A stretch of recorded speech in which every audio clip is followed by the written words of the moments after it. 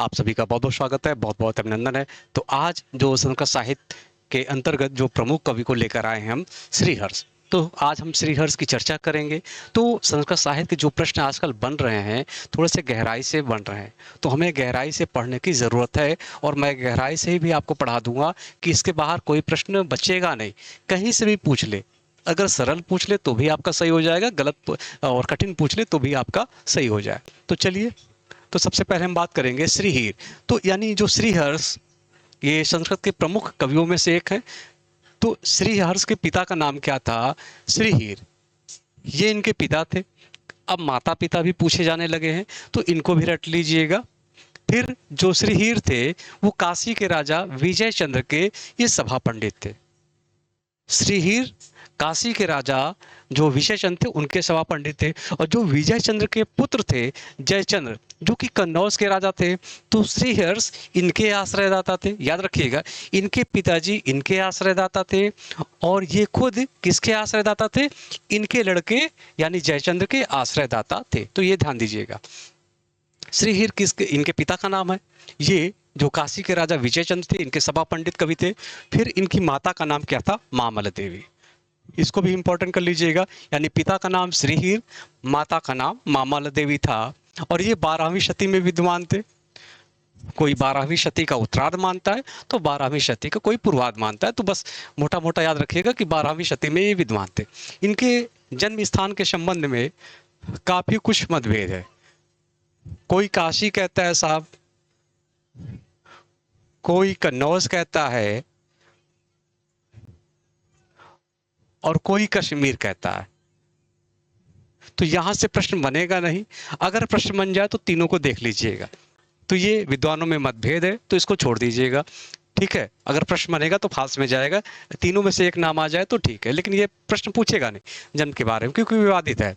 अब जो ये सांडिल्य है, ये गोत्र, सांडिल्य गोत्र में ये पैदा हुए थे। फिर ये शैव थे। श्रीहर्ष क्या थे? शैव के उपासक थे। हालांकि ये सरस्वती के भी उपासक थे और गणेश के भी उपासक थे, लेकिन मुख्य रूप से बात करेंगे शैव। तो शैव कर लीजिएगा, गणेश भी लिख लीजिएगा, याद रहेगा। और ये सरस्वती के भी उपासक थे। तो लेकिन मुख्य रूप से ये शैव उपासक थे। फिर इनका जो रीति है, किस रीत के कवि है ये? वैदर्भी रीत के। इसको इंपॉर्टेंट कर लीजिएगा। श्रीहर्ष किस रीत के कवि माने जाते हैं? वैदर्भी रीत के कवि माने जाते हैं। श्रीहर्ष का छोड़िए, यानी जितने भी संस्कृत के कवि हैं उनकी रीति तो हर हाल में रट लीजिएगा। फिर इनका जो प्रिय छंद था क्या था? उपजाति था। किसके आश्रयदाता थे ये? जयचंद्र के आश्रयदाता थे। जयचंद्र कहाँ के राजा थे? ये कन्नौज के राजा थे, कन्नौज के राजा। तो ये बातें होगी थोड़ी सी मोटी मोटी। अब हम बात करेंगे कुछ फैक्ट के, कुछ तथ्य। अब समझेंगे इनके तथ्यों को। तो इनके पिता जो श्रीहीर थे, एक बार क्या हुआ था, जब काशी के राजा विजय चंद्र के सभा में थे, तो वहां पर एक विद्वान आए। कहाँ के विद्वान आए? मिथिला के एक विद्वान थे, उदयनाचार्य। तो उदयनाचार्य से इनके पिता का क्या हुआ था? शास्त्रार्थ हुआ था। और उस शास्त्रार्थ में इनके पिता की हार हुई थी। तो इनको बड़ा ग्लानि, जीवन भर उनको ग्लानि था कि अरे मैं कैसे हार गया, मुझसे बड़ा भी कोई पंडित पैदा हो गया। तो जीवन भर सोचते रहे और उस चीज को कभी वो भुला ना पाए। उन्होंने मरते मरते श्रीहर्ष से एक वचन लिया कि बेटा एक बात याद रखना, कि मैं तो उदयनाचार्य से हारा था, लेकिन तुम वचन दो मुझे कि तुम मेरी हार का बदला उदयनाचार्य को हराकर लोगे, क्योंकि उसको बहुत घमंड हो गया था। तो उन्होंने मरते मरते ये वचन लिया। तो श्रीहर्ष ने कहा ठीक है पिताजी, भैया स्वीकार किया, उन्होंने वचन लिया। तो आप भी वचन ले लीजिए कि इस बार मेरा सिलेक्शन होगा। अगर वचन लोगे तो जरूर से जरूर सिलेक्शन होगा, क्योंकि जब वचन ले लेते हैं आप, तो हमेशा वो बात दिमाग में घूमती रहती है, नाचती रहती है, और वो चीजें फिर सफल हो जाती है। तो याद रखिएगा। तो इनके पिता का देखिए कहानी कहाँ से बन रही, इनका विद्वान होने की कहानी यहीं से बन रही है, क्योंकि उनको कुछ आता जाता नहीं था। जब उन्होंने वचन लिया, पिताजी ने उनको वचन दिया कि वादा करो कि तुम उदयनाचार्य को हराओगे, शास्त्रार्थ में पराजित करोगे। तो ये वचन लिया। तो श्रीहर्ष क्या करते हैं कि 1 वर्ष तक चिंतामणि मंत्र का जप करते हैं। याद रखिएगा, श्रीहर्ष कौन से मंत्र का जप करते हैं? चिंतामणि मंत्र का वो जप करते हैं। फिर उसके बाद जब प्रसन्न होती है, कौन? त्रिपुरा देवी। त्रिपुरा देवी प्रसन्न होके उनको अपतित पांडिल का आशीर्वाद देती है, ये वरदान देती है कि तुम अपतित पांडित बन जाओगे। अब बन भी जाते हैं भैया, जब वरदान दे दी उनको। तो जब वो रचना करने लगे तो उनको श्लोक किसी को भी समझ में नहीं आती थी। तो फिर उन्होंने इनकी आराधना किया, त्रिपुरा देवी की, कि देवी जी जो मैं लिखता हूं वो किसी को समझ में नहीं आता है, इसीलिए इनका जो नैसा चरित है वो विद्वानों की औषधि कहा गया है। क्यों? क्योंकि वो आम जनमानस तो उनके श्लोक समझ ही नहीं सकते, वो विद्वान ही समझ सकते हैं, इसीलिए उसको विद्वानों की औषधि कहा जाता है। फिर इसके लिए उन्होंने प्रसन्न हुई देवी जी, फिर बोली कि ऐसा है कि तुम रात में जो है माथे पर अधरात में ठंडा पानी लगाओगे और दही का सेवन करोगे। तो जब दही का सेवन करने लगे, ठंडा पानी लगाने लगे, ये जनश्रुति है जो अपने उन्होंने उल्लेख किया किताबों में। तो फिर उसके बाद उनको ऐसी रचना करने लगे कि जो जनमानस के भी समझ में आने लगा। नहीं, बाकी तो इनको क्योंकि आशीर्वाद दे दिया था अपतित पांडित्य का, तो इतना बड़ा आशीर्वाद दे दिया तो किसी को समझ में नहीं आने लगा। तो जब यह आशीर्वाद पा गए साहब, तो कहाँ गए? उदयनाचार्य। काशी नरेश के जो विजय चंद थे, उन्हीं के सभा में थे जो उदयनाचार्य, उनके पास गए। जैसे जाते हैं तो एक श्लोक करते हैं, और एक श्लोक पढ़ते ही उदयनाचार्य बोलते हैं अपना, वो भी संस्कृत में बोलते हैं, मेरे को याद नहीं आ रहा श्लोक, हिंदी में बता रहा हूँ आपको, कि कौन है वो बैल जो आ गया। उदयनाचार्य ने ये बोला, ललकारा कि कौन है बैल जो आ गया। तो बोले नर्म स्वभाव से संस्कृत में ही कि अरे आप जिसको बैल बोल रहे हो ना, आप भी उसी गोत्र के हो, मैं भी उसी गोत्र का हूं, तो आप भी वही हुए जो मैं हुआ। तो शांत हो गया। फिर वहां पर शास्त्रार्थ शुरू हो जाता है, और शास्त्रार्थ में वो जीत जाते हैं और अपने पिता का वो बदला ले लेते हैं। तो ये हुई थोड़ी सी स्टोरी इनको विद्वान होने की। अब हम बात करेंगे इनकी उपाधियां की। तो इनको 3 उपाधियां मिली थी। तो पहली उपाधि अमृत रूपी चंद्रमा किस संस्कृत के कवि को कहा जाता है? ये इन्होंने स्वयं कहा था, ये नैषध चरित्र में स्वयं इन्होंने अपने आप को क्या कहा है कि अमृत रूपी चंद्रमा। फिर कवि पंडित की उपाधि गोविंद चंद ने दिया था। फिर एक नव भारती की भी उनको उपाधि मिली है। तो 3 उपाधियां थी, तीनों को रट लीजिएगा। अब हम बात करेंगे इनके रचनाओं की। तो इनकी देखिए, कुछ विद्वान तो इनकी 100 के ऊपर रचनाएं मानते, लेकिन जो इन्होंने नैसा चरित्र में रचनाओं का उल्लेख किया है, 10 रचनाओं का ही उल्लेख किया है। तो 10 रचनाओं की हम चर्चा करेंगे जहां पर इनका उल्लेख भी है और प्रामाणिक भी है। तो सबसे पहला, सबसे इंपॉर्टेंट तो क्या है? नैषधीय चरित्र सबसे इंपॉर्टेंट है। फिर स्थैर्य विचार प्रकरण, फिर विजय प्रशस्ति, प्रशस्ति पर ग्रंथ है। फिर खंडन खंड खाद, ये वेरी मोस्ट इंपॉर्टेंट, ये भी कर लीजिएगा। फिर गौड़वी शकुल प्रशस्ति, ये भी प्रशस्ति पर ग्रंथ है। अर्णव वर्णन, ये समुद्र का वर्णन इसमें किया गया है। फिर छिंद प्रशस्ति, छिंद नामक राजा का वर्णन है। फिर शिव शक्ति सिद्ध और ईश्वराभिसंधि और नवशाह शांक चरित, ये चंपू काव्य है साहब, इसको चंपू कर लीजिएगा, चंपू काव्य है। तो एक बार इनकी रचना देख लीजिएगा मोटे मोटे, और फिर इसके बाद हम रचनाओं के अंदर से भी चर्चा करते हैं। तो नैसा चरित, स्थैर्य विचार प्रकरण, विजय प्रशस्ति, खंडन खंड खाद्य, गौडोर्वी शकुल प्रशस्ति, अर्णव वर्णन, छिंद प्रशस्ति, शिव शक्ति सिद्ध और ईश्वराभिसंधि, नवशाशांक चरित। अब हम बात करेंगे एक एक रचनाओं की, जो उनकी विशेषताओं होंगी उनकी चर्चा करेंगे। तो सबसे इंपॉर्टेंट है भैया इनका नैसा चरित, पूरे पॉइंट रट लीजिएगा। सबसे पहले हम बात करेंगे कि नैसा चरित में कितने सर्ग। बहुत आसान प्रश्न आएगा तो यही पूछेगा कितने सर्गों में विभाजित है। और ये जो नैसा चरित है, ये वृहत्रयी का सबसे बड़ा ग्रंथ माना जाता है, ये भी याद रखिएगा।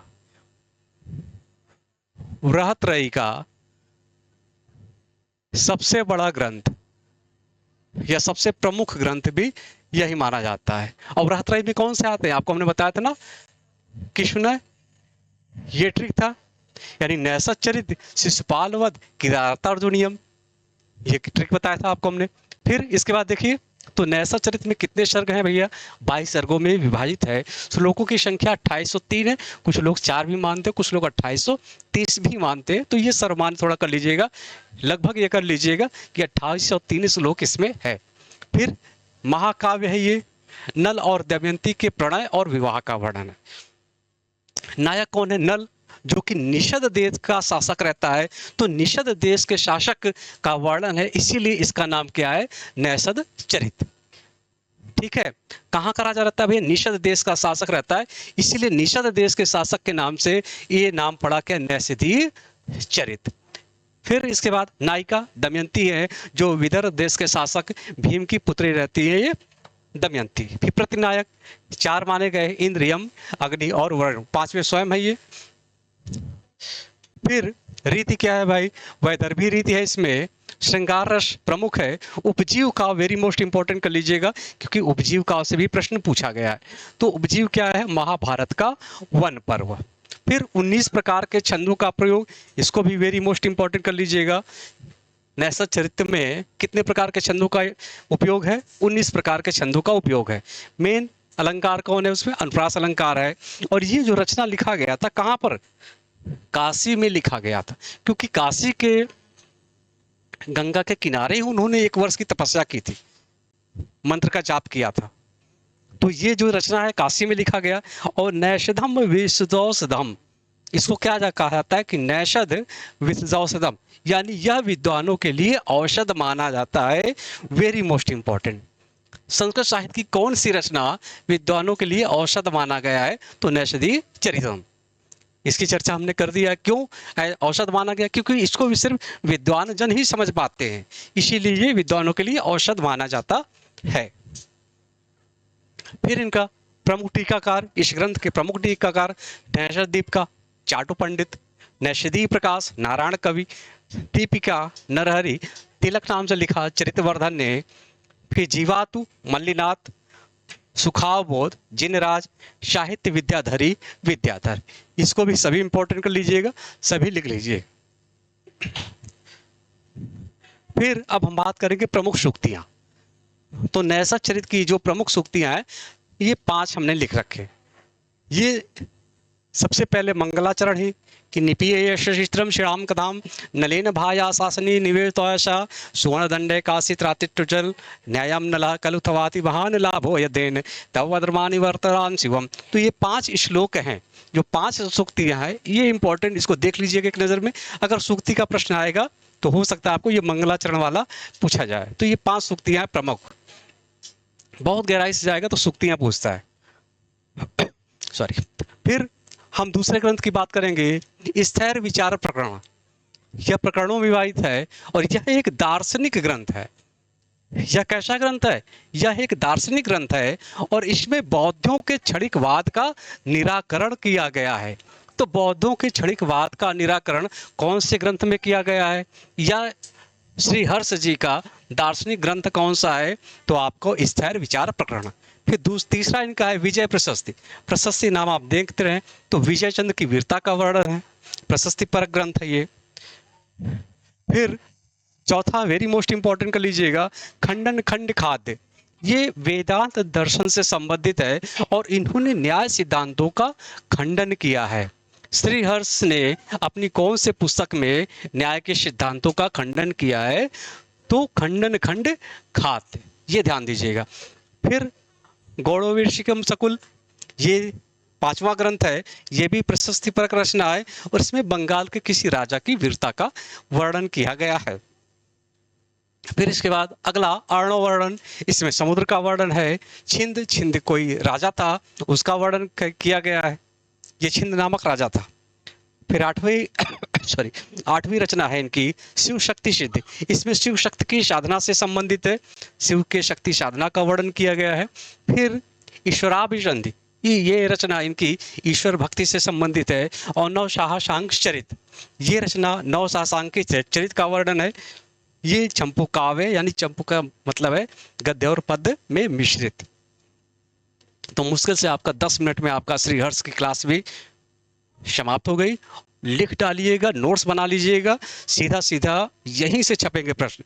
जितने भी आपको हम क्लास दे रहे हैं संस्कृत साहित्य के, इससे बाहर एक भी प्रश्न जाए तो बता देना। जो भी प्रश्न पूछा गया है, जो पहले 4 क्लासेस हो गई थी, वहां से आपको सीधे सीधे पीडीएफ उठाओगे तो चित्रकाव्य का सबसे पहला प्रयोग, वो भी आपको वहां हमने लास्ट पॉइंट में लिखा रखा है 12वीं के क्लास में।